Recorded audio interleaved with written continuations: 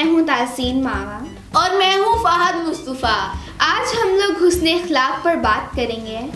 آپ صلی اللہ علیہ وآلہ وسلم کا حسن اخلاق اتنا اعلیٰ تھا کہ اس دنیا میں اس کی مثال نہیں ملتی۔ بے شک آپ صلی اللہ علیہ وآلہ وسلم کے حسن اخلاق کا یہ عالم تھا کہ آپ صلی اللہ علیہ وآلہ وسلم سب سے زیادہ سخی تھے۔ آپ صلی اللہ علیہ وآلہ وسلم کے پاس کوئی درہم اور دینار باقی نہیں رہتا تھا، اور اگر کچھ رقم بچ جاتی اور جب تک کسی ضرورت مند کو نہ دے دیتے تب تک گھر جا کر آرام نہیں فرماتے تھے۔ ماشاءاللہ۔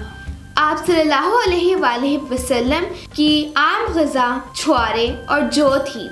آپ صلی اللہ علیہ وآلہ وسلم جوتے خود گاٹھ لیتے، پیوند خود لگا لیتے اور گھر کے کام کاج میں بھی ہاتھ بٹا لیتے۔ آپ صلی اللہ علیہ وآلہ وسلم کے خلق عظیم کے بارے میں قرآن پاک ارشاد فرماتا ہے، اور یقیناً آپ صلی اللہ علیہ وآلہ وسلم کا خلق عظیم الشان ہے۔ جی فہد، آپ بھی ہمیں حسن اخلاق کے بارے میں کچھ بتائیں۔ جی تو آسین، آپ صلی اللہ علیہ وآلہ وسلم جیسا خلق اس دنیا میں کسی میں بھی نہیں ہے، اور آپ صلی اللہ علیہ وآلہ وسلم نے ہمیں اخلاقیات پر ہمیں درس دیے ہیں اور بہت چیزیں بتائی ہیں، اور ہمیں آپ صلی اللہ علیہ وآلہ وسلم کو رول ماڈل رکھنا چاہیے۔ ایک حدیث ہے، اس کا مفہوم یہ ہے کہ قیامت کے دن جس کا اخلاق سب سے زیادہ اچھا ہوگا وہ آپ صلی اللہ علیہ وآلہ وسلم کے سب سے زیادہ قریب ہوگا، اور جو بندہ اس دنیا میں بڑا باتونی ہوگا اور گلے پھاڑ کے باتیں کرتا ہوگا اور لمبی گفتگو کرتا ہوگا اور متکبر ہوگا، وہ قیامت کے دن آپ صلی اللہ علیہ وآلہ وسلم سے دور ہوگا۔ اس لیے ہمیں چاہیے کہ ہم اپنے اخلاق کو اچھا بنائیں۔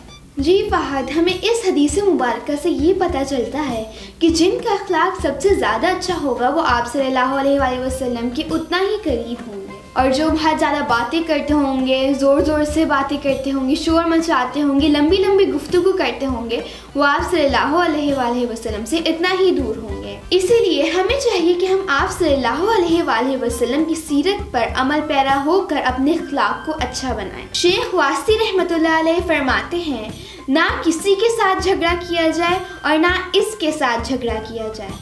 آج کل معاشرے میں یہ ہوتا ہے کہ چھوٹی چھوٹی باتوں پر اتنی بڑی لڑائیاں ہو جاتی ہیں، بات گالی گلوچ مار پیٹ تک پہنچ جاتی ہے اور وہ سب اخلاق کو بھول جاتے ہیں۔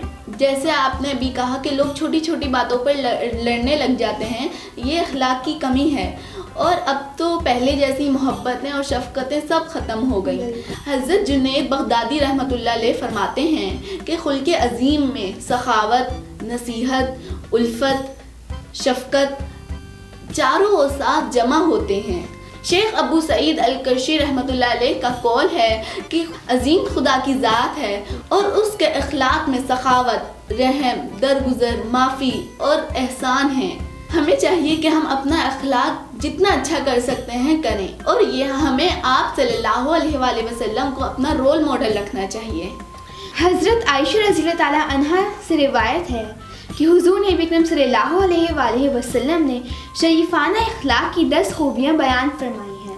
سچ بولنا، دنیا سے قطعی نا امیدی، سائل کو عزت بخشنا، پڑوسی یا دوست بھوکے ہوں تو اپنا پیٹ نہ بھرا جائے بلکہ ان کو کھانا دیا جائے، احسانات کا بدلہ، ایمانداری، صلہ رحمی، دوست کے حقوق ادا کرنا، حیا کرنا اور مہمان نوازی۔